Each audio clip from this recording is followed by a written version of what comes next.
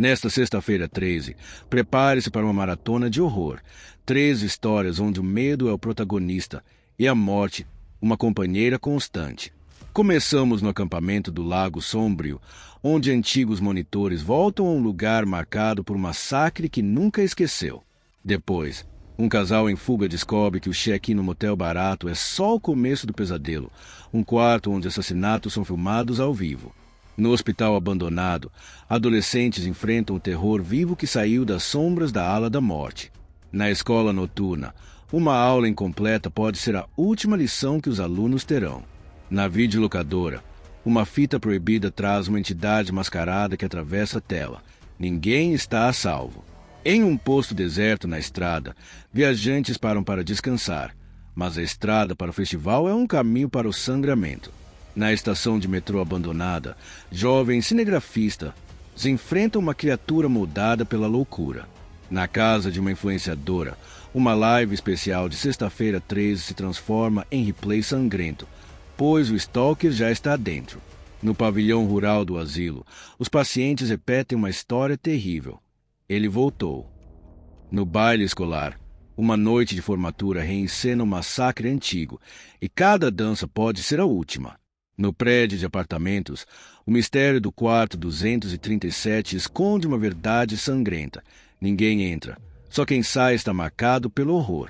Na casa suburbana, a ceia de Halloween vira um jogo mortal quando o segredo antigo é desenterrado. E para fechar, a fogueira final. O sobrevivente do Lago Sombrio volta para queimar o local, mas o que foi enterrado ali não quer ser esquecido. Você está pronto para encarar o que se esconde nas sombras desta sexta-feira 13. Primeira história: o massacre do Lago Sombrio. Cenário: acampamento.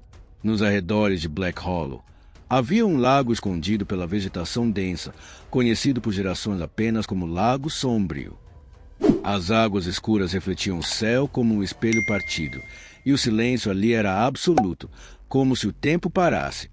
Nos anos 80, o acampamento Camp Hollow Pines era o único sinal de vida humana naquela vastidão. Era um lugar para jovens, risos e memórias de verão, até a tragédia. Em agosto de 1987, 6 adolescentes e 2 monitores foram encontrados brutalmente assassinados. As investigações não chegaram a lugar algum. Sem sinais de invasão, sem digitais, apenas os corpos mutilados e símbolos entalhados em árvores. O acampamento foi fechado e as instalações lacradas pela polícia. Desde então, o lago se tornou tabu. Diziam que era amaldiçoado, que o mal ainda morava ali. Décadas depois, em 2023, um grupo de 5 ex-monitores, agora adultos, decidiu retornar ao local para registrar um documentário. Leon, o idealizador do projeto, havia perdido o irmão no massacre. Ao lado de Jordan, especialista em áudio, Melissa, pesquisadora de folclore, Tasha, ex-conselheira de trilha, e Derek, que se recusava a falar sobre o passado, eles queriam mais do que respostas. Queriam um encerramento. Chegar ao acampamento exigiu atravessar estradas abandonadas, se cortar mata fechada. Os chalés estavam tomados por musgo, e o salão principal, onde costumavam fazer fogueiras, estava repleto de grafites e símbolos estranhos. No ar, o cheiro de terra molhada se misturava com algo mais metálico, algo que incomodava sem explicação. Na primeira noite, enquanto montavam equipamentos, Jordan ouviu algo no rádio. Estática, depois uma risada infantil, seguida por uma voz sussurrando: "Voltem para a água." Ele pensou ser interferência, mas à meia-noite, os geradores falharam e todos foram tomados por um frio antinatural, como se o inverno tivesse invadido a floresta. Derek foi o primeiro a desaparecer. Seu chalé estava trancado por dentro e a única pista era uma faca cravada na parede com o símbolo antigo do acampamento, porém invertido. Leon insistiu em continuar. Disse que aquilo queria ser encontrado. Melissa discordava. Começou a vasculhar os arquivos antigos e encontrou algo escondido sob uma das tábuas do salão. Uma fita cassete, marcada com sangue seco e a inscrição 13. A gravação trazia a voz de um garoto implorando por ajuda, sons de água, e ao fundo, uma canção infantil deformada. Aquilo abalou o grupo. Tasha queria ir embora, mas a estrada que os levará até ali agora parecia diferente, como se o caminho tivesse desaparecido. Na terceira noite, ao redor da fogueira, Liam revelou que nunca dissera a ninguém. Ele estivera no acampamento durante o massacre, não como irmão da vítima, mas como sobrevivente. Ele vira uma figura encapuzada, coberta por um capote de chuva vermelho, usando uma máscara de madeira esculpida com feições distorcidas. Ele me poupou, disse Liam, porque eu não gritei. Jordan, cético até então, ouviu passos fora do alcance da luz da fogueira. Quando investigou, viu por um breve instante, refletido na superfície do lago, a silhueta do mesmo capote vermelho. Voltou correndo, mas agora era tarde. Melissa havia sumido. Ao amanhecer, encontraram sua câmera sobre um tronco. As últimas imagens mostravam alguém a arrastando pela floresta, mas o mais perturbador era o reflexo no visor. Não havia ninguém puxando-a, apenas sombras. Restavam apenas Liam, Jordan e Tasha. Decidiram dividir-se para vasculhar a floresta e encontrar os outros. Uma decisão fatal. Tasha seguiu por uma trilha antiga e encontrou o altar. Era feito de ossos e galhos, com uma máscara pendurada no topo. Ao tocar nela, teve visões. Jovens sendo sacrificados, sangue escorrendo pelas árvores, o espírito do lago surgindo das águas. Ela desmaiou. Jordan caiu em uma armadilha, uma fossa coberta com folhas. Lá dentro, encontrou Derek, ainda vivo, mas com a boca costurada e olhos arregalados em desespero. Quando tentou ajudá-lo, uma figura saltou do alto e o golpeou com um machado improvisado. Liam, sozinho, foi até a margem do lago. E lá estava ele, o assassino, parado, respirando com dificuldade. A máscara agora sangrava. Liam enfrentou-o, gritando o nome do irmão, pedindo por justiça. O ser falou: "Você voltou. Agora somos um só." Na manhã seguinte, um grupo de caçadores encontrou a câmera de Melissa boiando no lago. As filmagens foram consideradas fraude por muitos, mas há quem jure que viu, nas imagens finais, Liam vestindo o capote vermelho, caminhando para a floresta com a máscara no rosto. Desde então, dizem que toda sexta-feira 13, alguém desaparece na região. E sempre se ouve, ao fundo do lago, uma risada infantil e um sussurro que ecoa pela névoa. Voltem para a água. Segunda história, check-in final. Cenário: motel de beira de estrada.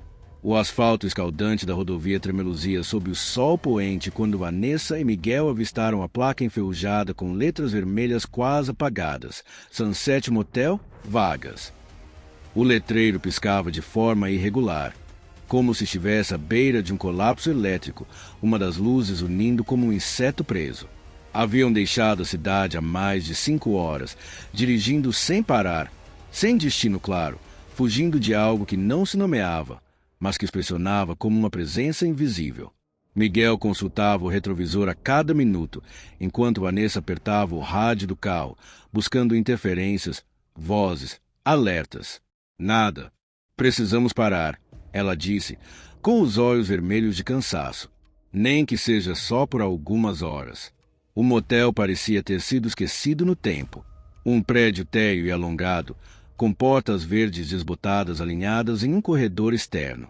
Ao lado, um posto de gasolina abandonado, com bombas cobertas de ferrugem e letreiros caídos. Miguel desligou o motor e olhou para Vanessa com expressão hesitante. Só por uma noite. A gente descansa e amanhã atravessa a fronteira. Ela assentiu em silêncio. Na recepção, o ar era espesso, carregado de umidade com um odor persistente de cigarro velho e madeira podre. Atrás do balcão, um homem de aparência macilenta, com olhos afundados e pele amarelada, os recebeu com um sorriso sem calor. Quarto 6. Silencioso. Perfeito para descansar, disse ele, enfatizando a última palavra com um olhar que durou meio segundo a mais do que necessário. A chave foi entregue com dedos encardidos de graxa, tremendo levemente. Miguel agradeceu em voz baixa e os dois seguiram para o quarto carregando apenas uma mochila cada.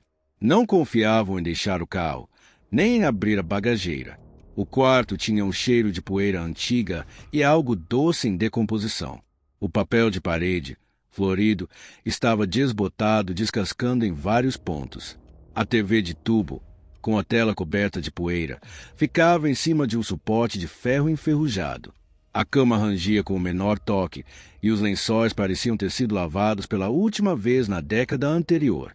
Isso aqui é um filme de terror, murmurou Vanessa, forçando um sorriso.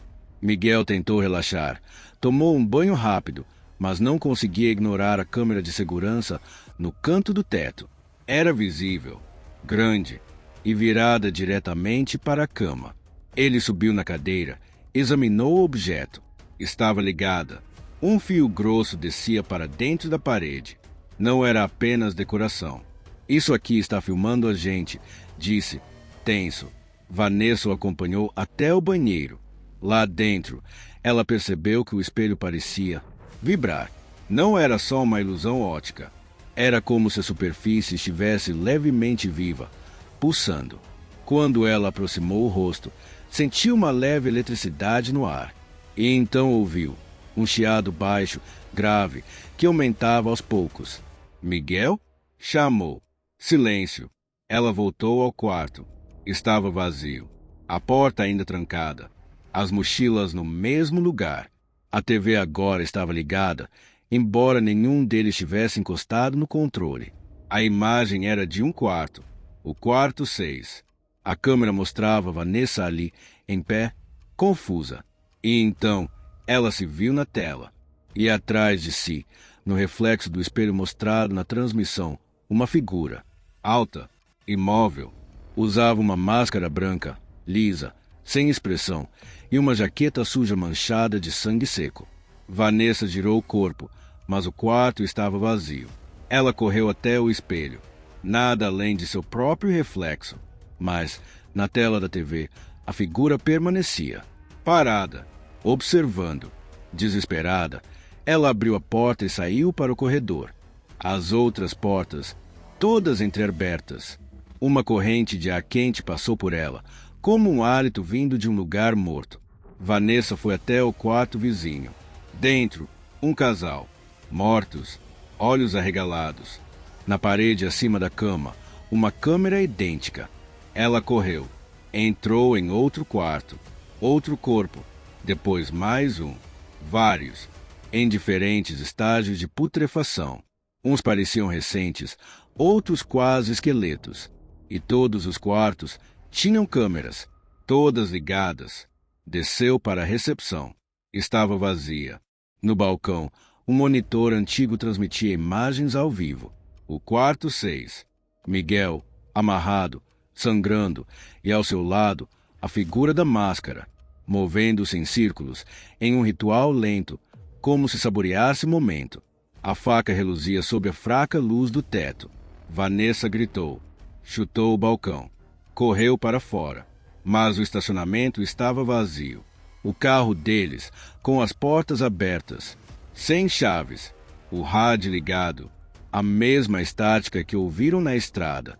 Voltou correndo ao quarto 6. Agora o lugar parecia outro.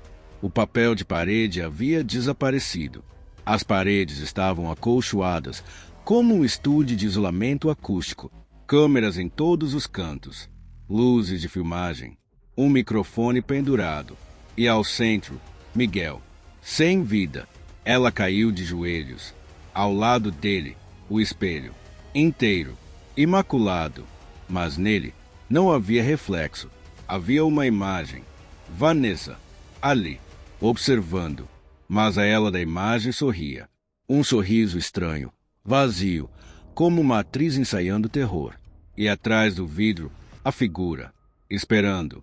Quando os policiais chegaram, alertados por um caminhoneiro que desconfiou do silêncio absoluto do local, encontraram os quartos abertos, todos vazios, sem um corpo, sem uma gota de sangue. Mas nas fitas VHS encontradas na recepção, mais de 300 horas de gravações mostravam cenas de terror indescritível. O Sunset Motel foi interditado, mas ainda há relatos. Motoristas solitários, à noite, dizem ver o letreiro piscando. E dizem que, se alguém se hospeda no quarto 6, nunca mais é visto. Terceira história, Ala da Morte. Cenário, hospital psiquiátrico abandonado. Dizem que ninguém entra no Hospital Sanatório São Rafael sem deixar algo para trás ou carregar algo consigo. Fechado desde 1993 após um massacre inexplicável, o local foi engolido pelas matas do interior, tornando-se lenda entre os adolescentes da cidade vizinha. Aquela noite, movidos por desafios de rede social e a adrenalina juvenil, 4 amigos cruzaram o portão enferrujado. Gustavo era o mais cético. Líder do grupo, dizia que tudo era exagero. Clara, a mais supersticiosa, hesitou até o último segundo.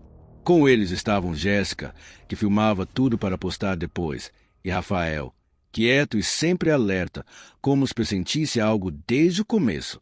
A vegetação engolia os muros, e janelas quebradas eram molduras para o escuro absoluto lá dentro.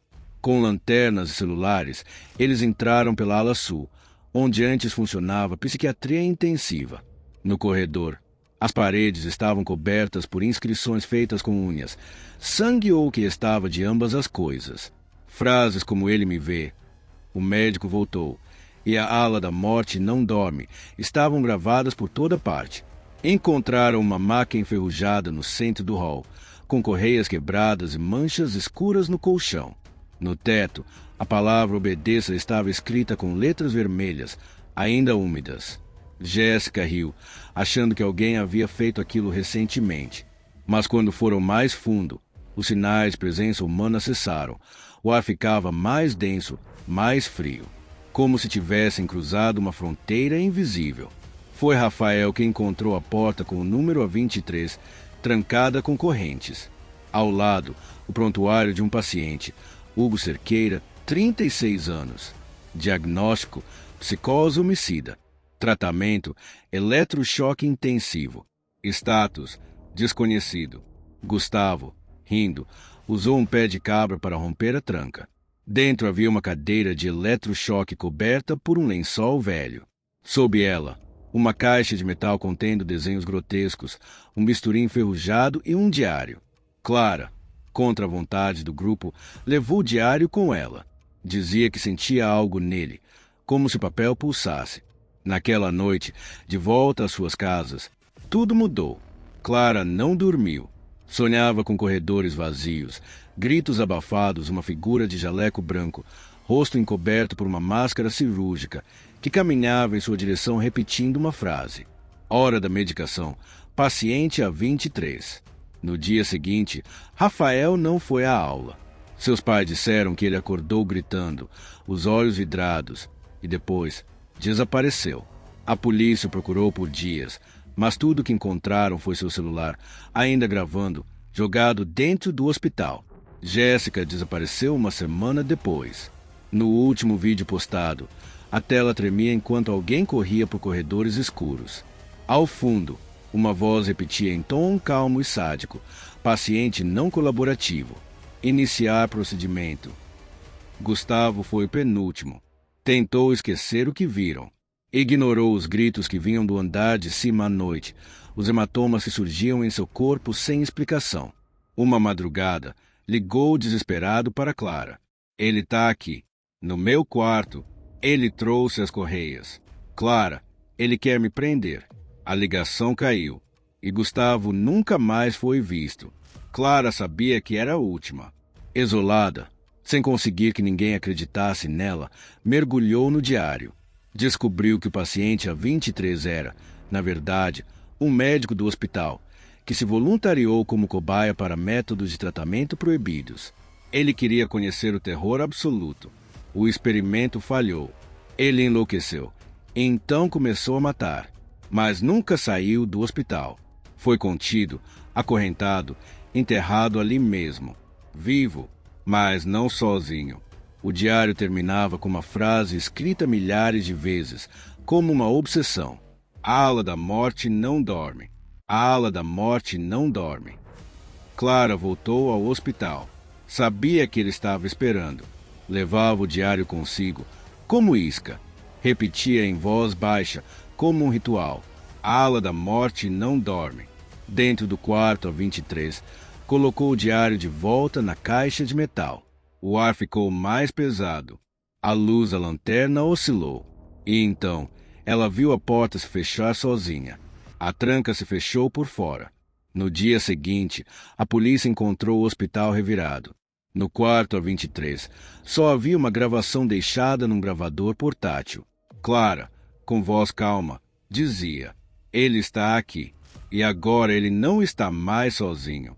O caso nunca foi resolvido, mas moradores da região dizem que, em certas noites, a ala psiquiátrica acende suas luzes, que gritos abafados ecoam pelos corredores e que a porta 23 nunca mais foi encontrada.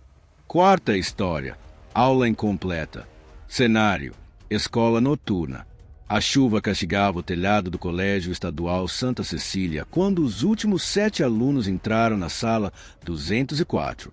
Era uma noite fria de sexta-feira e a aula de reposição de literatura havia sido marcada por um novo professor substituto, Hélio Santana.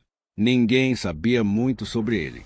Chegará no início da semana, indicado pela Secretaria de Educação, com uma carta de apresentação formal e uma voz sempre calma, um pouco grave demais. Os alunos se entreolhavam desconfiados. Hélio parecia deslocado no ambiente escolar. Alto, magro, olhos muito escuros, vestia-se como um homem de outra época. Terno cinza escuro, gravata preta, sapatos engraxados. O que mais incomodava, no entanto, era sua forma de olhar, fixa, como se não piscasse. "Boa noite, alunos. A aula de hoje será especial", disse ele, trancando a porta com uma chave que retirou do bolso interno do paletó. "Nenhum de vocês está autorizado a sair antes da última chamada." No começo, todos pensaram que era parte de algum tipo de dinâmica. Mas o clima mudou quando as luzes piscaram e o som de todas as portas do corredor se trancando ecoou pela escola. "Isso é uma brincadeira?" perguntou Natália, uma das alunas. "Isso é uma lição", respondeu Hélio, "sobre medo, controle e punição." Ele caminhou até o quadro negro e começou a escrever com um giz antigo, de cheiro forte. A primeira palavra foi obediência. Em seguida, virou-se e retirou uma lâmina fina da pasta de couro que trazia consigo. A turma entrou em pânico. Alguns tentaram forçar a porta, outros correram até as janelas. Todas estavam seladas por dentro, com parafusos grossos e vidros reforçados. Hélio escolheu sua primeira vítima, Gustavo, o mais rebelde, que atirou uma carteira contra ele. Com movimentos frios, o professor o atingiu com um corte no ombro, mas não o matou, apenas o fez gritar. "Esta é a primeira nota do dia", disse, escrevendo no quadro: Gustavo, indisciplina." Aos poucos, os alunos perceberam que estavam presos num jogo mortal. Cada erro, cada tentativa de rebelião era anotada. Cada nota, uma punição. Lá fora, a tempestade aumentava. A energia caiu. A sala ficou iluminada apenas pela luz vermelha de emergência. A sombra de Hélio se alongava nas paredes. Luana tentou usar o celular, mas todos os sinais haviam sido bloqueados. Ela gravou um vídeo rápido, sussurrando, pedindo ajuda, mas sabia que aquilo não iria para lugar algum. Hélio apareceu atrás dela no reflexo da tela. "Proibido o uso de aparelhos eletrônicos. Menos 10 pontos." Ela gritou. E ele escreveu: 2, Luana, desobediência tecnológica. O jogo prosseguia. Cada um era testado em sua resistência, sua coragem. Daniel tentou enganar Hélio com uma história sobre ter uma doença grave. O professor não acreditou. O próprio prontuário do menino apareceu nas mãos dele, como se tivesse acesso a tudo. "Não é bom mentir, Daniel. É uma falha grave de caráter." Ele o fez repetir em voz alta 100 vezes. "Eu não mentirei novamente." Cada vez que errava uma palavra, era atingido por uma pequena descarga elétrica vinda da lousa, agora conectada a fios invisíveis. Os sobreviventes decidiram se esconder. Fugiram para o andar de cima, pelo duto de ventilação. Achavam que o professor não poderia alcançá-los ali. Mas ao entrarem na biblioteca, viram que todos os livros haviam sido alterados. Os títulos, os nomes deles, as capas, fotos suas, em preto e branco. No interior de cada um, o desfecho. Mortes descritas em detalhes. Naquela altura, apenas 3 ainda estavam vivos. Natália, Luana e Felipe. Este último descobriu um armário antigo com uniformes de outras épocas. Entre eles, um jornal de 1986 com uma matéria sobre o assassinato de 12 alunos por um professor chamado Hélio Santana, morto a tiros dentro da sala 204. Isso é impossível, murmurou. Mas a matéria trazia a mesma foto do homem que agora os caçava. Não havia dúvidas. O substituto não era um homem. Era algo que jamais deixou a escola. No último ato, Hélio reuniu os 3 diante do quadro. Escreveu avaliação final. Apontou para um cronômetro e disse: cada um de vocês tem 1 minuto para responder. Qual é o preço da ignorância?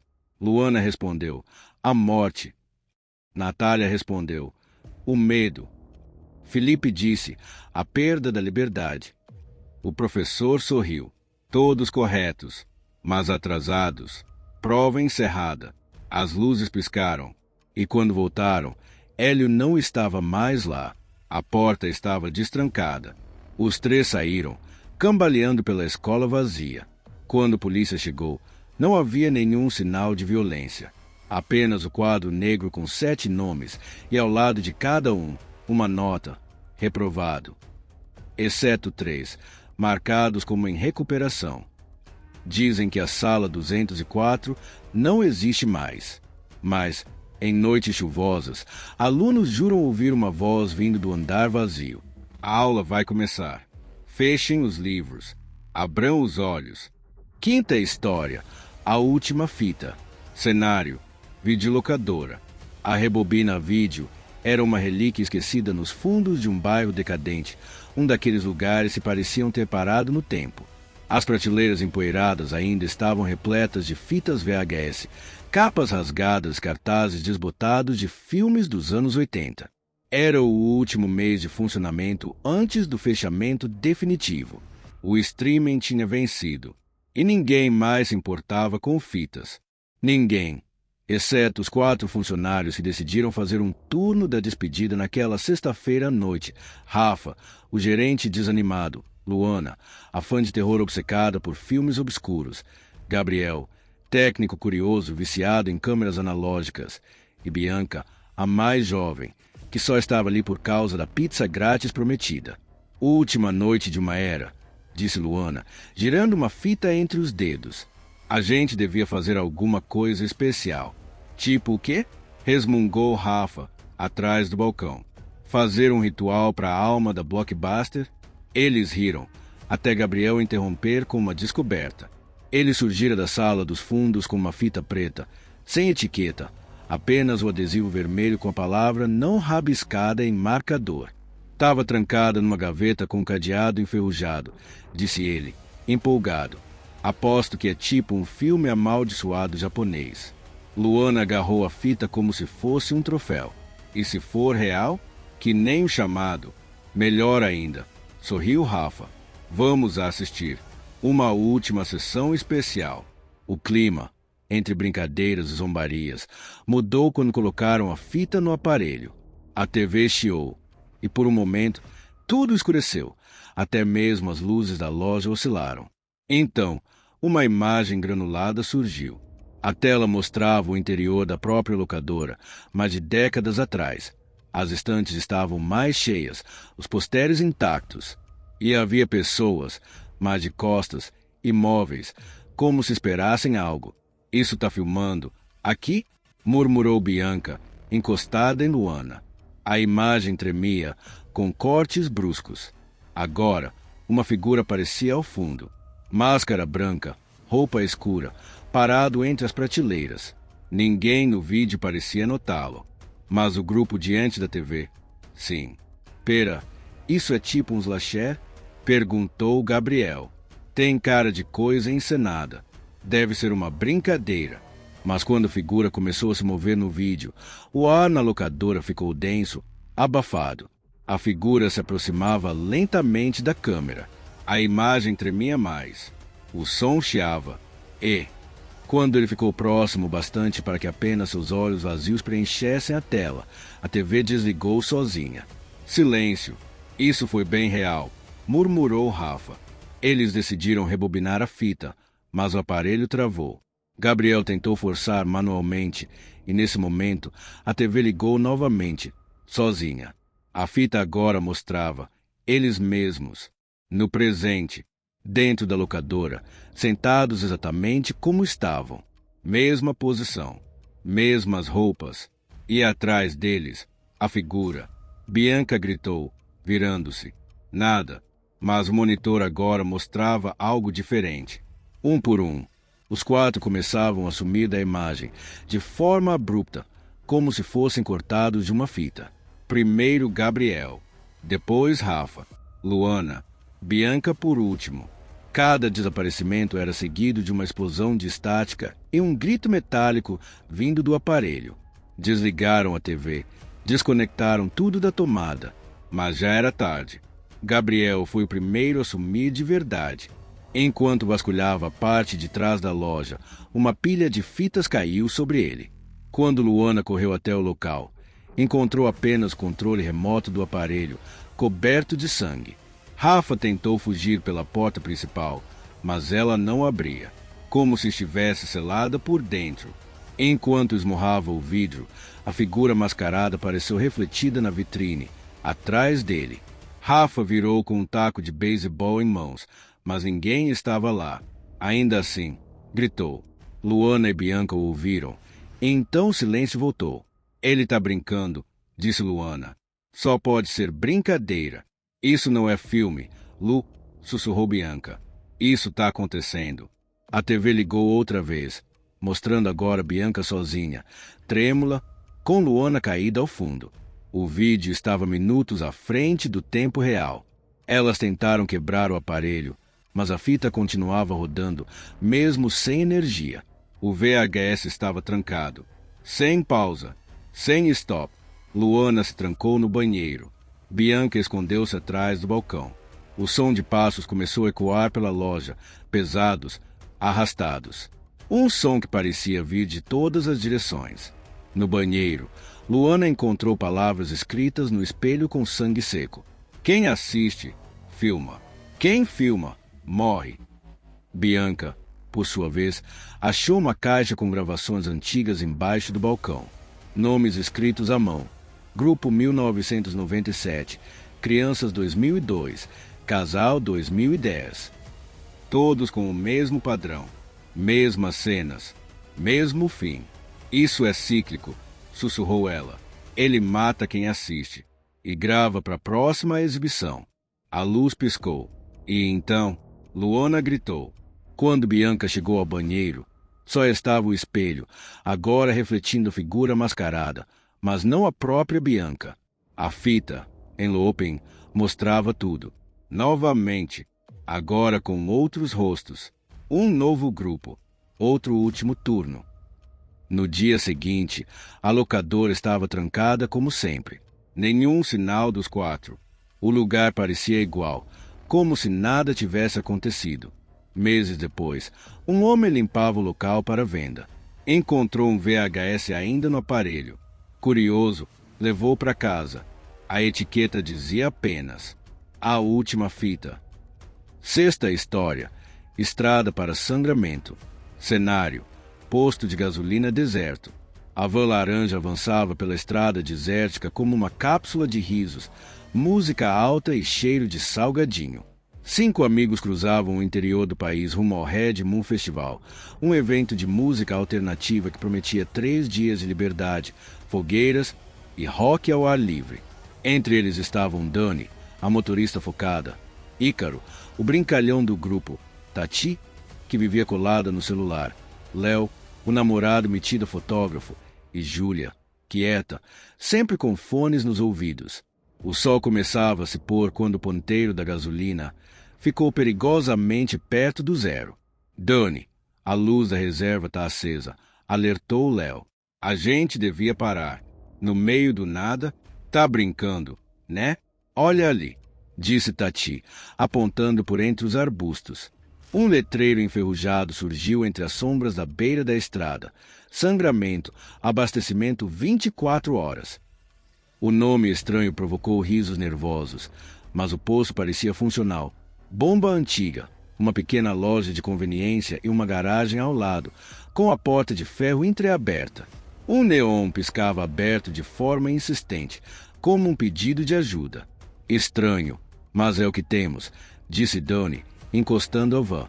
Não havia ninguém visível, nenhum som, apenas o vento seco cruzando as bombas de combustível. Ícaro bateu palmas. Oi? Alguém aí? Nada. Vamos abastecer e sair. Nem precisa pagar agora, né? Sugeriu ele, rindo. Donnie desceu. Tentou manusear a bomba. Estava funcionando, mas o visor digital marcava sempre o mesmo número, 666. Litros, preço, tudo igual. Isso é de propósito? Perguntou ela, nervosa. Enquanto isso, Júlia entrou na loja de conveniência. A luz ali dentro era fraca, amarelada. As gondolas estavam cheias, mas todos os produtos estavam vencidos há décadas. Rótulos desbotados, marcas que não existiam mais. E, no fundo da loja, uma TV ligada exibia uma imagem estática, à frente da própria loja, como em um circuito interno de segurança, mas sem ninguém do lado de fora. Nenhum deles aparecia na gravação. A van não estava lá. A bomba de gasolina parecia vazia. Donnie chamou ela, mas a porta já havia se fechado atrás dela. E não abria. Do lado de fora, Tati seguiu para a garagem, tentando buscar ajuda. As paredes estavam sujas de graxa e de algo mais escuro. Sobre uma bancada havia máscaras de gás, de palhaço, de cirurgia e armas improvisadas, facões enferrujados, pregos amarrados com fita isolante em cabos de madeira. Em uma das paredes, uma fotografia em preto e branco mostrava um grupo de jovens, com sorrisos congelados, no mesmo posto. Ao fundo, um borrão escuro, quase humano. Que porra é essa? Sussurrou Tati. A porta atrás dela bateu. Quando virou, um homem com macacão ensanguentado e um saco de estopa cobrindo a cabeça se aproximava lentamente, segurando uma chave inglesa maior do que o braço dela. Ela gritou. Ninguém ouviu. Na van, Léo percebeu que Ícaro havia desaparecido. Saiu com a câmera, tentando registrar a estética bizarra do posto. Mas tudo parecia errado. O céu estava escurecendo rápido demais. O letreiro do posto agora piscava apenas a palavra sangue e parecia brilhar em vermelho puro. Ao rever as fotos, notou algo terrível. Em cada imagem, atrás dos amigos, havia uma figura, sempre a mesma, máscara de metal, mãos cobertas de sangue, cada vez mais perto. Em uma delas, já estava atrás de Júlia, e em outra, os olhos da figura olhavam diretamente para a lente. Júlia, gritou ele, mas Júlia já não estava mais na loja. A TV agora mostrava imagens em preto e branco dela sendo puxada para dentro da tela, como se fosse absorvida pela imagem. Léo tentou correr. Donnie apareceu, coberta de óleo, gritando. Ela viu Tati por uma fresta, caída, com o braço em ângulo impossível. Gritou mais alto. A van não funcionava. O rádio sintonizava apenas chiado. E no retrovisor, o reflexo da máscara. O primeiro ataque foi súbito. Ícaro surgiu cambaleando da escuridão, com um corte profundo no peito, tentando avisar sobre os filhos do posto. Ele caiu diante da van, enquanto sombras emergiam do mato. Não era apenas um assassino. Eram vários, cada um com uma máscara diferente.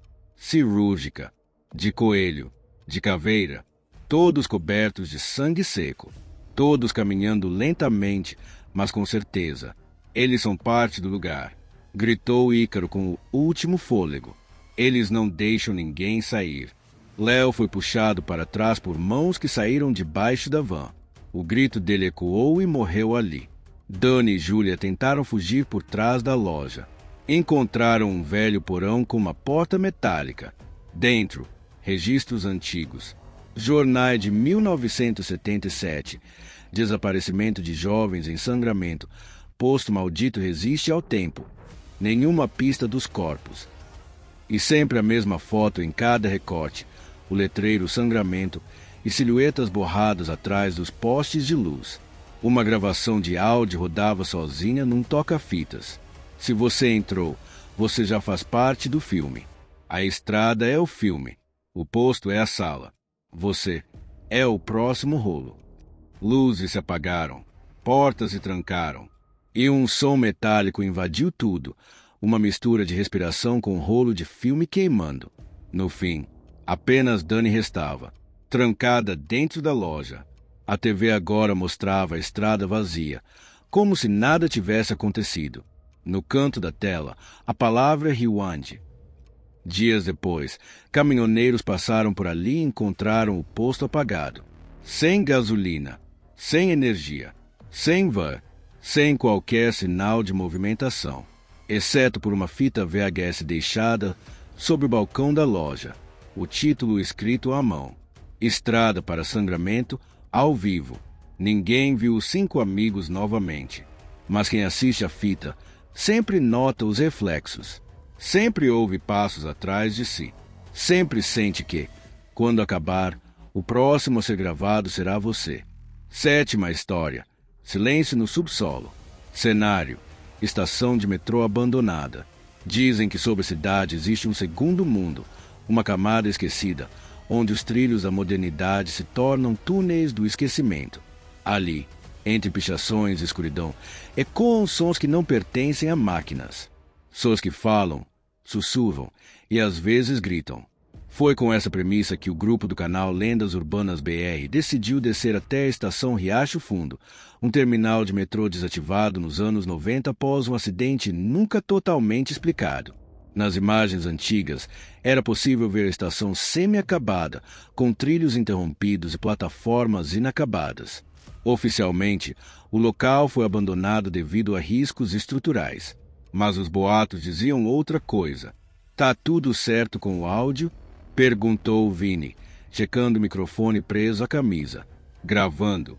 Câmera 1. Ok. Câmera térmica também. Respondeu Nina, a mais cética do grupo. Estavam em 4. Vini, o apresentador. Nina, a diretora. Dudu, o câmera principal. E Isa, a responsável pelos sensores MF e equipamento de som. Tinham invadido a entrada dos trilhos por um buraco no muro externo e caminhavam há quase 20 minutos em direção ao que estava da estação subterrânea. Você viu isso? Perguntou Isa, ao apontar para o chão. Uma fileira de pegadas descalças seguia pelo trilho, desaparecendo na escuridão à frente. Dudu aproximou a câmera térmica. Nada. Pode ser marca velha. Um mendigo. Sei lá. Mas são recentes. E são pequenas demais. Parece. Pé de criança, disse Nina, franzindo a testa. Mais 5 minutos e chegaram ao saguão. Era como uma cápsula no tempo. Pedaços de letreiros ainda pendiam do teto, os bancos estavam quebrados e pichações bizarras cobriam as paredes. Círculos, símbolos, palavras escadas com algo escuro demais para ser tinta. O ar era úmido. Cheirava a mofo e a ferro, como se o concreto tivesse sangrado. Câmera térmica detectou algo, disse Dudu.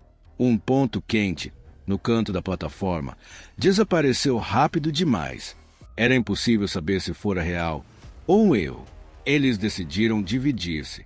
Vini e Dudu explorariam os túneis, enquanto Nina e Isa ficariam na estação principal, tentando captar ruídos.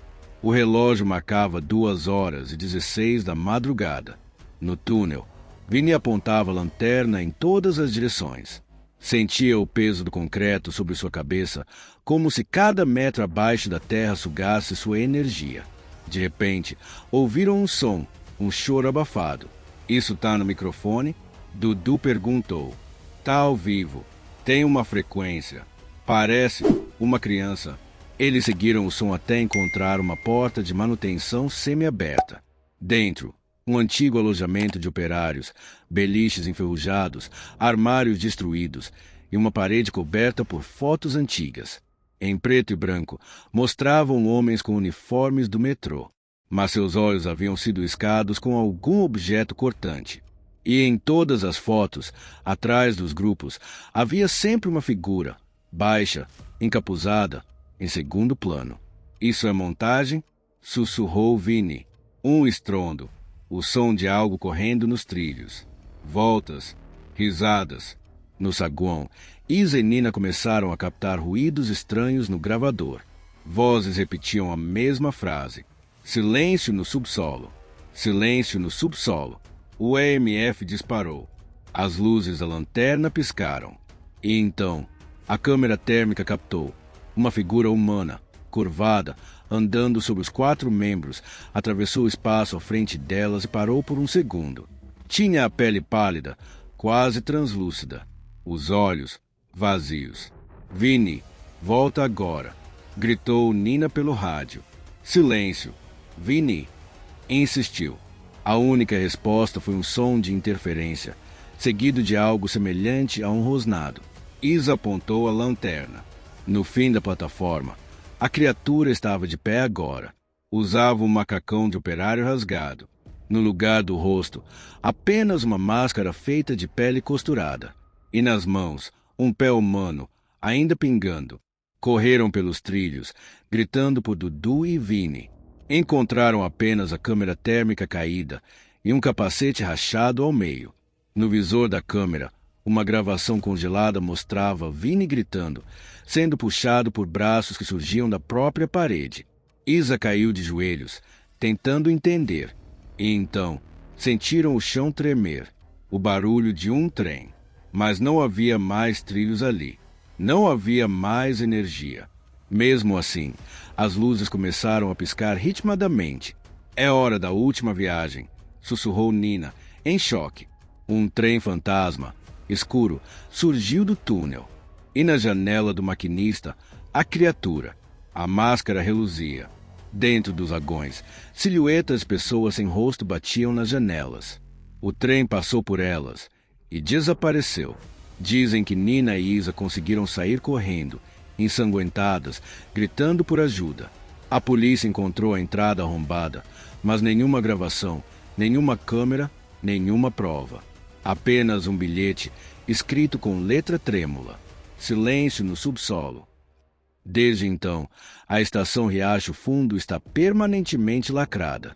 Mas quem passa por cima, no trem das 2h16, jura ouvir batidas vindas do fundo da terra. E às vezes, gritos. 8ª história. Replay sangrento. Cenário. Casa de streaming gamer. A câmera acendeu com um brilho azulado, revelando o quarto de iluminação colorida, recheado de LED, painéis acústicos posteriores de filmes de terror. Na cadeira gamer, no centro da cena, uma jovem sorria animada para milhares de seguidores. Fala, galera do terror. Hoje é sexta-feira 13 e vocês sabem o que isso significa. Noite de sustos, desafios e muita tensão aqui na live. Thay Furtado, influenciadora e streamer de jogos de terror, era conhecida por manter o sangue frio mesmo nos momentos mais tensos. Seus vídeos de reacts e gameplays já tinham viralizado diversas vezes. Mas naquela noite, ela queria algo especial, algo real. Vocês votaram e escolheram. Vamos explorar a versão beta de Bloody Home, o jogo indie que promete ser o mais insano do ano. Mas antes, ela ergueu uma máscara de hóquei com marcas de sangue. Olha o que chegou na caixa de fãs. Já me senti dentro de um slasher. O chat explodia em mensagens. Essa máscara é muito cursed. Apaga as luzes. Thay. Se der pau na live, a gente corre.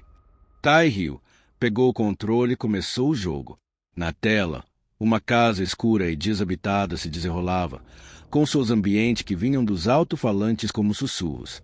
Mas o que a live não captava era o barulho real, atrás das paredes do cômodo em que ela estava. Uma leve porta se fechando. Passos abafados sobre o tapete. Uma respiração contida. O Stalker já estava lá, escondido desde antes do início da transmissão. Thay se virou rapidamente ao escutar um estalo, mas não viu nada. Deve ter sido meu gato, pensou. Embora o animal estivesse trancado no quarto ao lado, como fazia sempre para evitar que ele pulasse no teclado. Gente, alguém mais ouviu isso? Perguntou na live.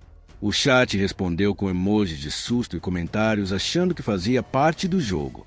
A jovem deu de ombros, sorrindo, e voltou a jogar. 0h13. A tela do jogo começou a falhar. Pixels se embaralhavam. Seus distorcidos saíam dos fones de ouvido. Tai franziu a testa. Ah não, se travar agora, eu juro. Foi quando a imagem do jogo se congelou. E, por 2 segundos, o rosto de uma máscara apareceu no centro da tela. Não era parte do jogo. Era um reflexo. Um reflexo vindo da porta atrás dela. Tai se virou bruscamente. Nada. A porta estava entreaberta. Ela se levantou, nervosa, e foi até o corredor. Mostrou com a webcam que não havia ninguém. Ai, vocês viram isso também ou foi só bug? O chat estava em polvorosa. Tinha alguém atrás de você. Foi reflexo da TV. Faz parte do jogo, né? Ela tentou rir, mas a tensão já começava a se instalar em seu peito. Voltou para a cadeira, ainda olhando para os cantos do quarto. Tá, vamos seguir. Quem sabe essa demo não está mais imersiva do que eu esperava. 0h24. O chat começou a reclamar de ruídos na live. Tem alguém respirando no microfone. Tem um barulho de passos. Véi, que medo! Tai colocou os fones no pescoço e escutou. No fundo da casa, um rangido repetido. Parecia a cadeira da sala de jantar, que ela nunca usava. Depois, silêncio. E então, um clique suave, como uma faca sendo retirada da bainha. Ela congelou. Levantou devagar, deixando o microfone ligado. Galera, peraí, vou ver se tem alguém no quintal. A influenciadora saiu da câmera. O cenário da live ficou vazio por alguns instantes, apenas com a música ambiente do jogo rodando no fundo. O chat começou a encher de mensagens desesperadas. Atrás de você. Tem alguém aí dentro. Chama a polícia. Mas Tai não viu. A figura mascarada surgira brevemente na lateral da tela, atrás da porta do closet, e depois sumira novamente. Quando ela retornou, estava pálida. Gente, a porta dos fundos está aberta. Eu juro que fechei. Não tô curtindo isso, não. Ela pegou o celular e tentou ligar para o namorado, mas a ligação não completava. O sinal estava oscilando. Quando voltou para a live, a câmera tinha travado em um frame congelado. Ela de costas, com a figura mascarada ao fundo. Mas agora, a figura estava mais próxima. 0h37. Tai recebeu uma mensagem anônima no celular. Acha que é só jogo. Ela paralisou. Seu nome real estava na mensagem, junto com o endereço completo. Ok, isso passou dos limites. Isso é ameaça. Acabou a live. Vou encerrar e chamar a polícia. Mas ao tentar clicar para encerrar a transmissão, a tela congelou. O botão não respondia. O programa travara. Foi então que todas as luzes da casa se apagaram de uma vez. Apenas a tela da webcam permaneceu acesa, iluminando seu rosto de forma espectral. A transmissão, milagrosamente, seguia. Socorro! Gritou, já em desespero. Alguém chama ajuda. Tem alguém aqui. Um estrondo no andar de cima. Depois, passos apressados na escada. Tai correu para a porta do estúdio, mas ela bateu com violência, trancando-se sozinha. E então, silêncio. O chat inteiro congelado. 0h41. A live voltou com um novo enquadramento. A câmera agora mostrava a cadeira gamer vazia. Um filete de sangue escorria por uma das rodas. No fundo, a máscara manchada de vermelho apareceu, encarando diretamente a lente. O stalker segurava o celular dela e digitou no chat pela conta da própria influenciadora. Vocês curtiram a live? Ainda tem replay. A transmissão foi encerrada abruptamente. Horas depois, a polícia foi acionada por fãs que viram tudo ao vivo, mas não encontraram corpo nem vestígios. A única coisa deixada na casa foi a máscara de hóquei e uma fita VHS com o rótulo escrito à mão. Sexta-feira 13, ao vivo.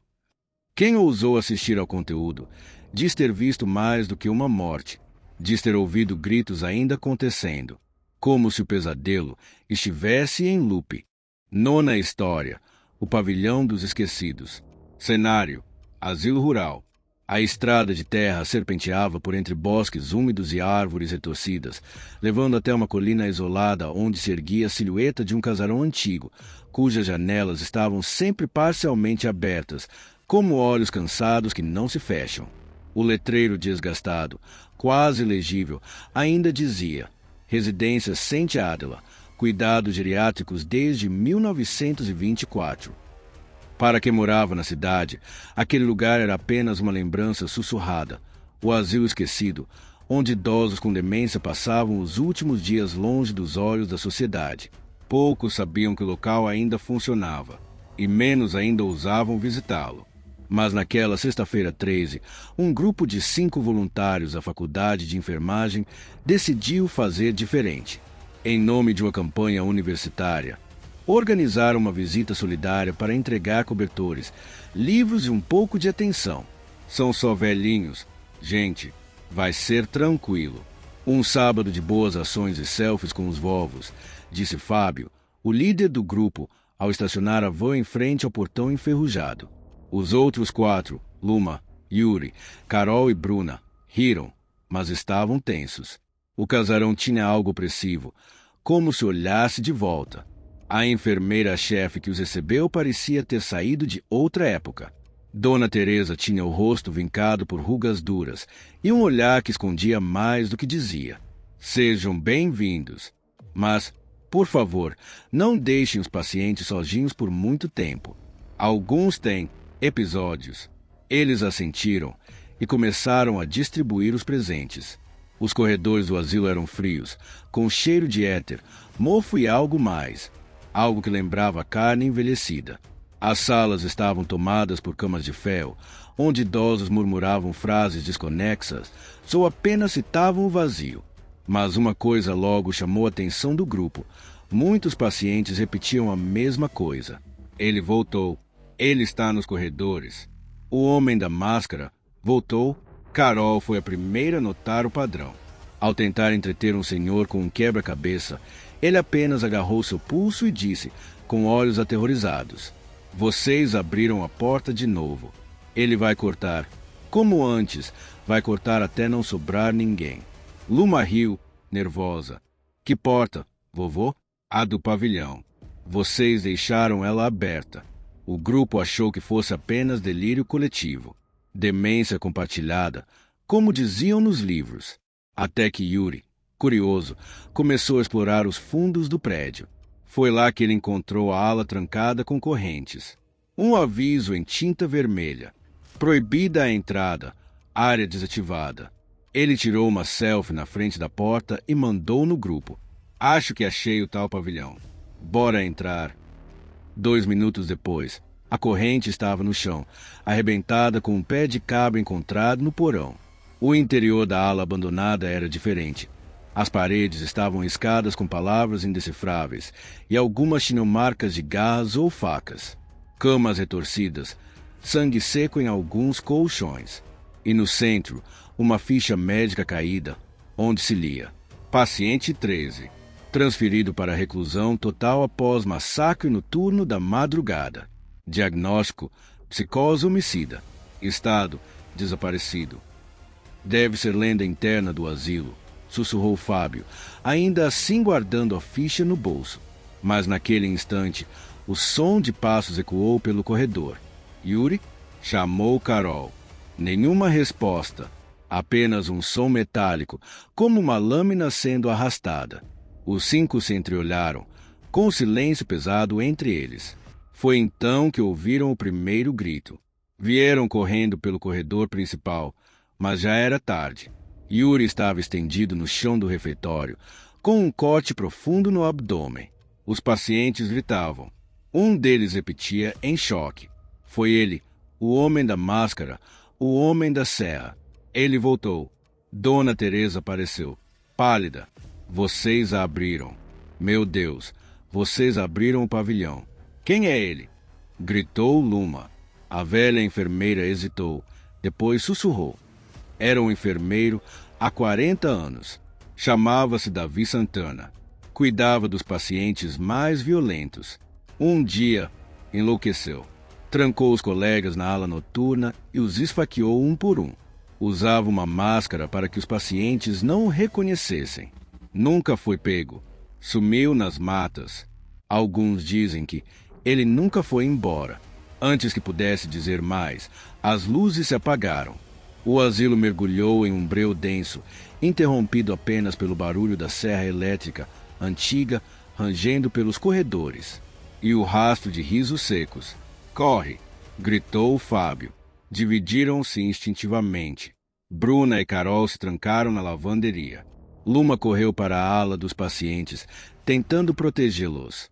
Fábio tentou pegar Yuri, mas o corpo já havia sumido. Nos corredores, o som da serra oscilava, vindo de todos os lados. E uma sombra de quase 2 metros, usando avental cirúrgico e uma máscara de couro costurado, andava lentamente, mas sempre aparecia à frente. Não importava para onde corressem. Bruna foi a próxima. Encontraram seu corpo horas depois, pendurado pelas tripas no varal do porão. Carol tentou subir para o sótão, mas as escadas ruíram. Só restaram Fábio e Luma. Correram até a van, mas os pneus estavam rasgados. Foi no refeitório, cercados pelos pacientes gritando frases desconexas, que a criatura os alcançou. Ele voltou. Ele voltou. Ele voltou. Repetiam todos, como um coro desesperado. A lâmina brilhou. O sangue voou nas janelas. 6h47. A polícia encontrou o local devastado. Apenas Luma estava viva, escondida dentro de um armário com a boca costurada. Ela mesma havia feito isso para não gritar e ser ouvida. No dia seguinte, quando perguntada sobre o que aconteceu, ela só conseguia escrever 3 palavras. Ele ainda está. Desde então, o pavilhão foi selado de novo. Mas a cada sexta-feira 13, os pacientes mais antigos, mesmo sem memória de suas próprias famílias, repetem a mesma coisa.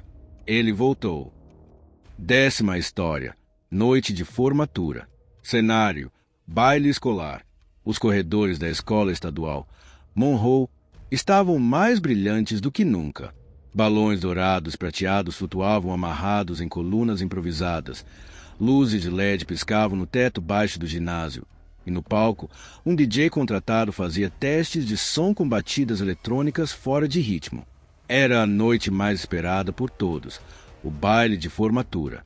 Para os alunos do último ano, tudo parecia mágico. Mas para quem cresceu ouvindo as lendas da cidade, aquele lugar tinha uma sombra. Um segredo abafado por décadas. Foi em 1979 que aconteceu o massacre. Na mesma noite de formatura, um garoto tímido, chamado Elias Carter, foi humilhado por um grupo de colegas durante a valsa de abertura. Jogaram tinta vermelha em sua roupa, chamaram-no de aberração e o empurraram no meio da pista. A humilhação foi transmitida ao vivo por uma antiga câmera da escola. Elias desapareceu naquela noite. Dias depois, 3 alunos envolvidos foram encontrados mortos, com os corpos posicionados em poses de dança. As mortes foram arquivadas. A escola quase fechou. Mas com o tempo, a memória virou boato. Até aquela noite, a turma de 2025 estava animada. Músicas estourando nos alto-falantes, vestidos brilhantes, ternos alugados, nervosismo e hormônios à flor da pele. Ninguém queria lembrar de histórias antigas. Só Léo parecia obcecado com o passado. Não é estranho? É o mesmo dia, mesma escola, mesmo salão. Comentou ele com Alice, sua melhor amiga, enquanto observava professores agitarem a mesa do buffet. São só coincidências. Olha, se você me fizer perder a dança por causa dessas teorias, eu juro que vou embora com o Matheus. Léo riu, mas ficou quieto. Às 22h30, o diretor subiu no palco com o microfone em mãos. Senhoras e senhores, é com orgulho que damos início à valsa dos formandos. Que comece a dança. As luzes baixaram e os casais começaram a se movimentar. Alice foi com Matheus. Léo ficou ao fundo, desconfortável. E então, um leve estalo ecoou pelos alto-falantes. Foi quando as luzes se apagaram por 2 segundos. E voltaram. Tudo parecia igual. Até perceberem que faltava uma pessoa. Ué, onde está Letícia? Perguntou alguém. Ela tinha saído no meio da dança com um garoto vestido de terno cinza, usando uma máscara de plástico branco, como as usadas em peças de teatro. Devem estar se pegando em algum canto. Riram. Mas às 23h05, o grito ecoou da cozinha da escola. O corpo de Letícia foi encontrado sobre uma das mesas, com os braços abertos em posição de valsa, a garganta cortada e um bilhete preso ao vestido. Primeiro par, primeira queda. A polícia foi chamada, mas até a viatura chegar, todos já sabiam. Havia alguém ali, alguém jogando com o passado, reencenando o baile sangrento. O baile foi encerrado, mas poucos quiseram ir embora. Alguns, impulsivos, bêbados ou simplesmente céticos, acreditavam ser uma encenação. Foi então que a segunda morte aconteceu. Durante uma música lenta, o casal sentado no jardim lateral foi atacado. A menina conseguiu escapar, mas o rapaz foi empalado com uma estaca usada como enfeite de luz. O mesmo bilhete. Segundo par, segundo corte. Alice agora estava convencida. Juntou-se a Léo para tentar entender o que estava acontecendo. Eles vasculharam os bastidores da escola e encontraram a antiga sala de arquivos trancada. Léo chutou a porta. Lá dentro, coberto de poeira, um armário exibia os registros de 1979. Fotos de Elias, cópias dos boletins, um mapa do ginásio e uma lista de casais à dança daquela noite, com números. Ele está repetindo a ordem dos casais, gritou Léo. Ele deve ter a lista deste ano e está seguindo o mesmo padrão. Eles voltaram correndo. Tentaram avisar os seguranças e professores, mas foram ignorados. 00:30, a música parou de novo. Outro grito. O terceiro casal, um dos mais populares da escola, foi encontrado no banheiro químico. Uma faca enfiada na parede, prendendo o vestido da garota como se ela estivesse dançando suspensa. O caos se espalhou. Desta vez, ninguém ficou. Alunos começaram a correr para o estacionamento, mas a saída estava trancada com correntes. Como assim? Gritou Mateus. Tinha gente no portão. Não mais, respondeu Alice, pálida, apontando para o segurança caído, com o rosto esmagado contra o volante. O assassino agora os tinha cercado, e cada novo corpo seguia a mesma regra: pose de dança, cortes precisos, bilhetes enigmáticos. O assassino usava sempre a máscara branca. Se movia como um dançarino, silencioso, elegante, imparável. No palco, Léo encontrou a câmera usada em 1979. Estava restaurada, funcionando e ligada. Alguém transmitia tudo ao vivo. Ele está filmando tudo, como naquela noite. Ele quer que o massacre seja visto de novo. Enquanto tentavam cortar a energia, mais um casal caiu. Agora só restavam 7 alunos vivos. Alice decidiu agir. A única maneira de acabar com isso é terminar a dança. É isso que ele quer. Fechar o ciclo. Ela subiu ao palco. Léo foi com ela. Só tem um problema, disse ele. Se seguirmos a lista, nós dois somos o último par. O DJ, que também estava desaparecido, agora reaparecia, morto, amarrado à mesa de som. Mas a música voltou a tocar. Alice e Léo dançaram. O ginásio vazio, os cadáveres dispostos como convidados macabros. E o assassino desceu dos fundos do palco. A lâmina brilhou. Alice se virou de súbito, revelando o bastão que escondia sob o vestido. Um golpe, depois outro. O assassino tropeçou. Léo puxou a máscara, mas não havia rosto. Era uma segunda máscara, de cera fundida, com feições derretidas. Elias? Sussurrou Léo. A figura caiu. O ginásio pegava fogo, iniciado por uma vela derrubada em meio ao caos. Alice e Léo conseguiram sair pelas portas laterais, antes que o prédio fosse engolido pelas chamas. Na manhã seguinte, os bombeiros encontraram os corpos de 11 estudantes e uma câmera, ainda gravando, transmitindo para um site desconhecido. Do assassino, nenhum sinal. Mas em meio às cinzas, uma fita foi encontrada, escrito com marcador: Valsa Final, Parte 2. 11ª história. O quarto 237. Cenário: prédio de apartamentos. Quando o detetive Henrique Lousada foi chamado para investigar os desaparecimentos no residencial Solar dos Cedros, imaginou que seria mais uma daquelas ocorrências típicas de condomínio. Briga de vizinhos, sumiço de moradores que na verdade só fugiram de dívidas ou relacionamentos fracassados. Mas ao examinar os registros de segurança do prédio, percebeu um padrão. Todos os desaparecidos tinham uma ligação direta com o mesmo lugar, o quarto 237. O prédio era antigo, construído nos anos 70, reformado por fora, mas por dentro guardava detalhes da arquitetura original: carpete escuro, escadas estreitas e portas de madeira pesada. O apartamento 237 ficava no 3º andar, no fim de um corredor sem saída, ao lado de uma antiga lavanderia desativada. Lousada começou entrevistando a síndica, uma senhora rígida chamada Dona Malvina, que fumava mesmo com a placa de ambiente livre de fumo colado atrás dela. Isso tudo é bobagem. Gente vai, gente vem. Ninguém some sem deixar rastro. São adultos, não crianças perdidas. Mas a senhora viu os vídeos? Retrucou o detetive, puxando seu tablet. As imagens mostravam algo inquietante. Câmeras no corredor do 3º andar registravam moradores entrando no 237, mas nunca saindo. O estranho era que, horas depois, alguém saía sim do apartamento, mas coberto de sangue, usando roupas diferentes, às vezes até com feições alteradas. Pode ser uma falha na gravação, resmungou a síndica, desviando o olhar, mas Lousada não achava que fosse. No total, 7 moradores desapareceram nos últimos 6 meses. E em todas as ocorrências, alguém que eles conheciam, namorado, colega de trabalho, ex-cônjuge, confirmava que o último lugar que visitaram foi o 237. A planta do prédio não ajudava. O apartamento 237 nem deveria existir. Oficialmente, o 3º andar só ia até o número 235. Mas o apartamento estava lá. A porta existia. E era alugada.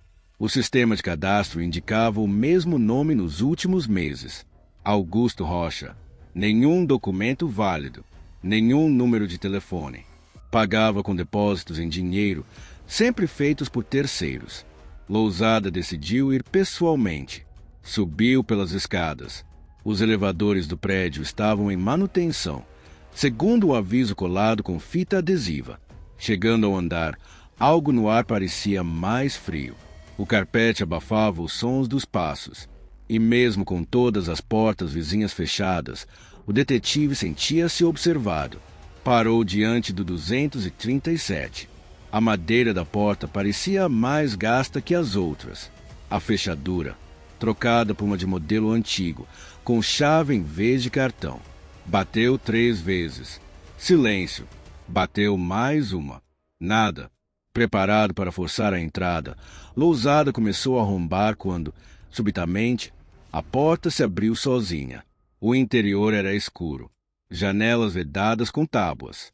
Luz vermelha de emergência vinda do teto. No corredor estreito do apartamento, retratos antigos de pessoas em bailes, jantares, festas familiares, todos com os rostos riscados com tinta preta. Havia um cheiro de ferrugem e flores podres. Ao passar pela sala, encontrou a primeira coisa que o fez parar: um sofá coberto por lençóis brancos manchados e uma câmera de vídeo apontada para ele, gravando, mas não havia fita. Só o corpo de um homem na poltrona oposta, o rosto arrancado.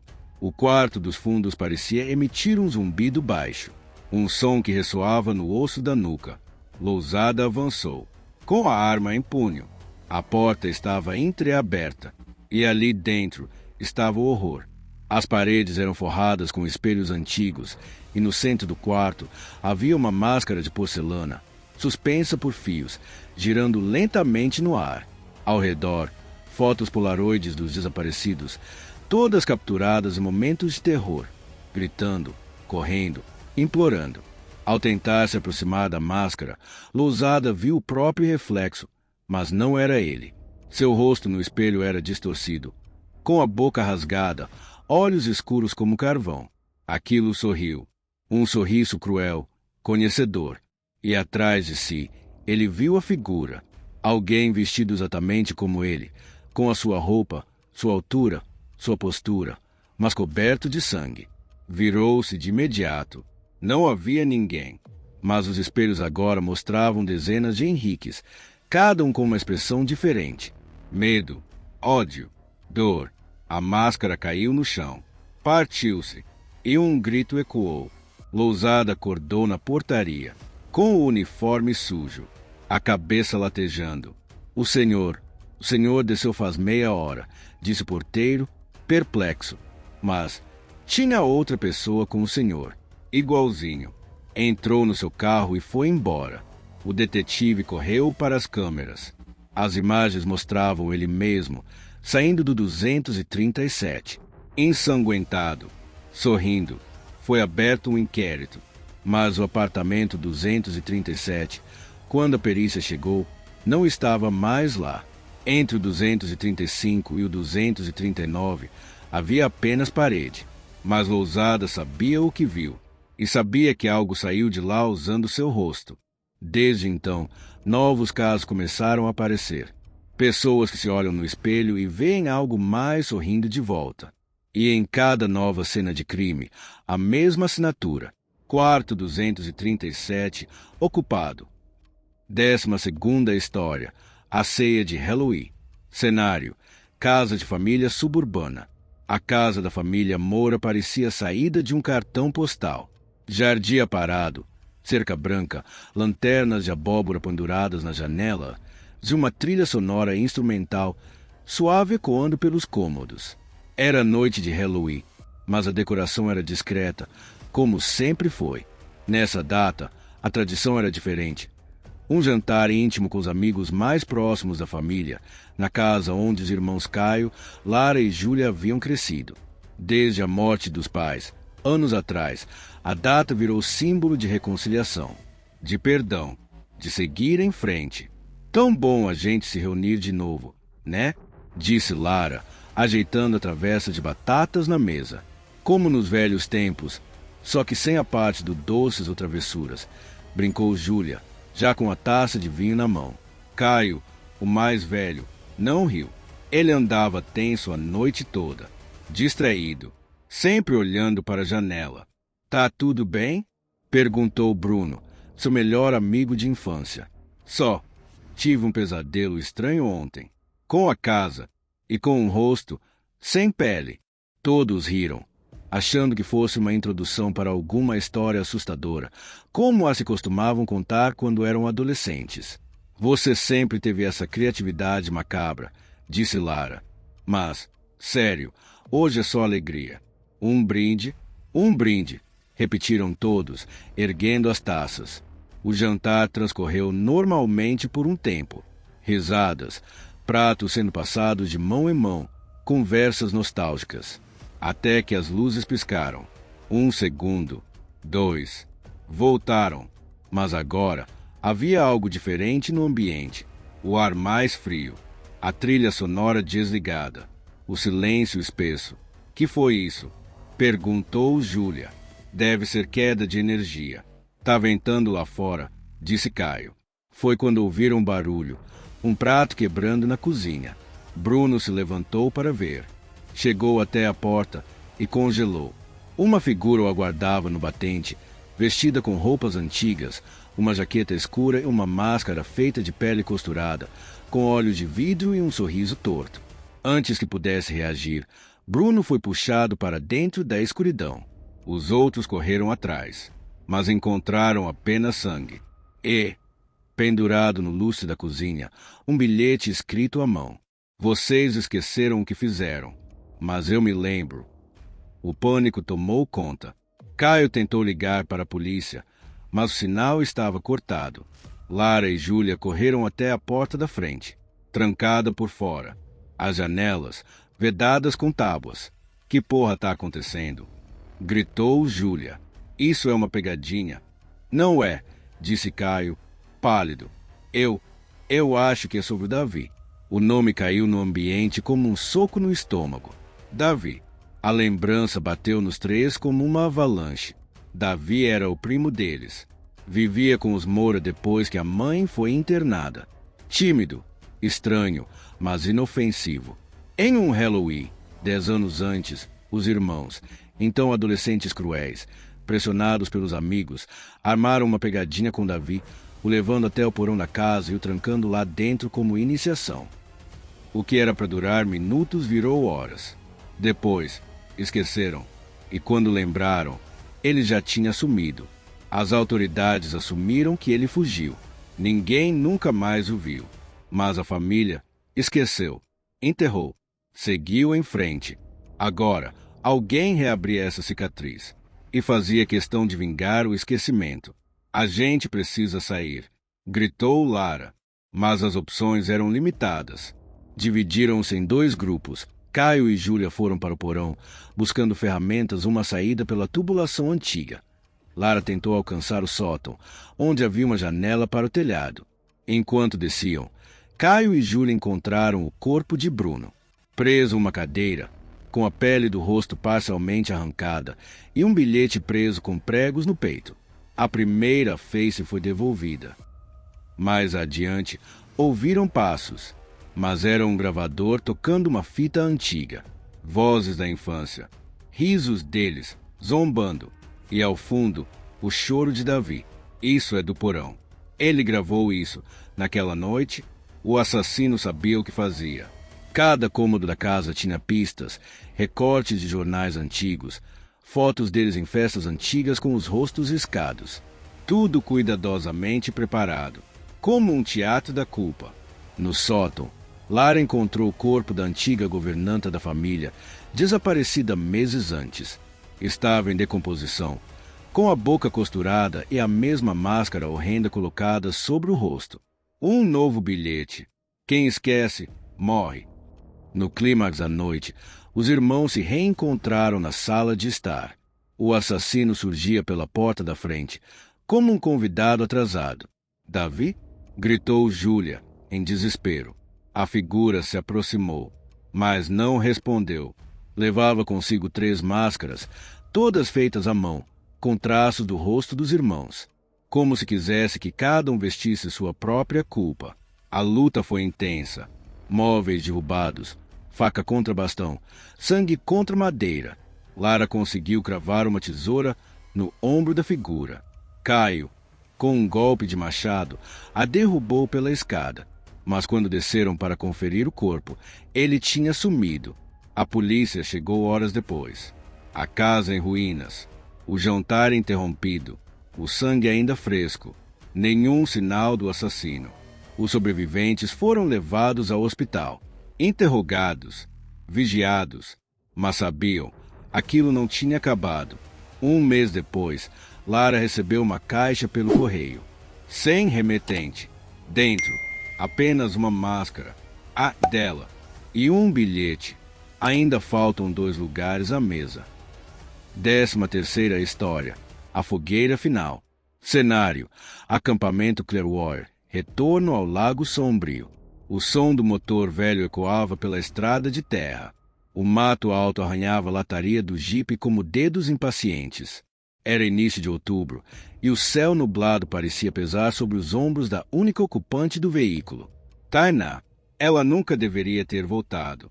Mas depois de tudo que viu, depois de tudo que sobreviveu, havia apenas uma coisa a fazer: queimar o acampamento Clearwater até virar cinzas. Passará um ano inteiro se escondendo, entre clínicas psiquiátricas, cidades anônimas e noites insones. Seu rosto estampou fóruns da Deep Web, onde o vídeo de sua fuga desesperada virou lenda urbana. Alguns diziam que ela estava morta, outros que fazia parte do culto do Lago Sombrio. Ninguém sabia a verdade. E a verdade era simples. Vinícius desapareceu naquela noite. Mas ele não foi sozinho. Algo saiu com ele da floresta. Algo antigo, faminto, enterrado por décadas sob a terra maldita daquele lugar. Agora, Tainá voltava com 3 galões de gasolina, um isqueiro e uma câmera. Dessa vez, ninguém sobreviveria. Nem ela. Ao chegar, nada parecia ter mudado. O refeitório apodrecido. As cabanas tomadas por musgo. O lago imóvel e enegrecido. E no centro, a velha fogueira de pedra, agora apagada, como um túmulo. Ela caminhou em silêncio, regando a terra com gasolina. Círculos em torno das árvores. Dentro das estruturas. No cais onde Marco sumiu. No refeitório onde Carla foi vista pela última vez. Tudo seria consumido. Mas, ao chegar à cabana dos monitores, encontrou algo novo. No chão, um símbolo desenhado em carvão. Uma espiral cercada de mãos infantis. E uma trilha de pegadas, descalças, indo até o porão. O ar ficou mais frio. Tainá tremeu. As mãos suavam. O isqueiro escorregou. Mas ela precisava ver. O porão estava mais escuro do que lembrava. As paredes cobertas de papéis colados, rostos desenhados à mão, todos sorrindo. Bonecos de pano empalhados pendiam do teto. E no centro, uma cadeira virada para a parede. Alguém estava sentado ali. Vinícius. Ela sussurrou. A cadeira girou. Era ele, ou o que restava dele. O rosto deformado por cicatrizes. A pele pálida, costurada com barbante grosso. Os olhos vazios. Ele usava um capuz de couro cru, igual ao do velho cuidador. Agora parte dele. Eu sabia que você voltaria, disse, com a voz rouca, como se não falasse há meses. Você precisa parar com isso. Não tem mais ninguém. Só a gente. A voz de Tainá tremia. Me deixe acabar com isso. Vinícius se levantou. Atrás dele, no chão, estava o diário do antigo monitor. As páginas agora estavam completas. E nelas havia mais que palavras. Havia desenhos, de rituais, de corpos, de algo despertando sob o lago. Ele me mostrou tudo, disse Vinícius. O cuidador nunca matou ninguém. Ele era só o portador, assim como eu sou agora. Ele vive embaixo. Ele me escolheu. Tainá recuou. A mão buscou o isqueiro no bolso. A outra, a faca de cozinha pendurada na lateral da perna. Acabou, Vinícius. Isso não vai continuar. Não, ele sussurrou. Vai começar. De repente, o chão tremeu. Lá fora, o lago borbulhava, como se algo se mexesse em suas profundezas. Uma fumaça espessa começou a sair das cabanas. Os bonecos pendurados no porão giravam sozinhos. E gritos, gritos de crianças, ecoaram pela mata. Tainá correu. Acendeu o isqueiro e jogou sobre o rastro de gasolina. O fogo se espalhou como serpentes em frenesi. Mas Vinícius a seguia, rindo, caminhando entre as chamas como se elas o aceitassem. Ela chegou até a fogueira central. Ali, a terra cedeu. Um buraco enorme se abriu. Do fundo, mãos surgiram, puxando o ar. Mãos humanas, mas podres, deformadas, como se o passado se recusasse a ser enterrado. Você quer acabar com isso? Gritou Vinícius, atrás dela. Então seja o sacrifício. Ele avançou. Tainá desviou. Cravou a faca em sua barriga. Vinícius caiu, mas sorriu. Já está feito. O fogo consumia tudo. As cabanas ruíam. A mata ardia. A escuridão dançava entre os galhos. Tainá se arrastou até o lago. A água agora fervia. Do centro, uma figura emergia, enorme, disforme, feita de carne, ossos e dor. O espírito do lago sombrio, reunido a partir das vítimas esquecidas, dos gritos engolidos, dos horrores não filmados. Tainá encarou a criatura. A pele do rosto já chamuscada, os olhos cheios de lágrimas. Eu não te temo mais. Ela ergueu a câmera, gravando a última cena. Que todos vejam. Que ninguém nunca mais esqueça o que foi enterrado aqui. E então, saltou para dentro da fogueira. Dizem que, meses depois, o lago secou sozinho. O acampamento desapareceu dos mapas. A estrada de acesso foi engolida pelo mato. Mas, em noites de neblina, a fogueira reaparece, acesa. E alguém, ou algo, sussurra entre as árvores. Ela voltou. E assim termina a nossa maratona, um mergulho nas sombras onde passado e presente se entrelaçam em um ciclo sem fim. No lago sombrio, as chamas podem até apagar, mas o mal ali enterrado nunca descansa. Se você sobreviveu até aqui, já sabe, no terror, o silêncio é só o prenúncio do próximo grito. Não esqueça de deixar seu like, se inscrever e ativar o sininho para não perder nossos próximos contos sombrios. E lembre-se, aqui as lendas nunca morrem. Elas só esperam a próxima sexta-feira 13. Boa noite e até o próximo pesadelo.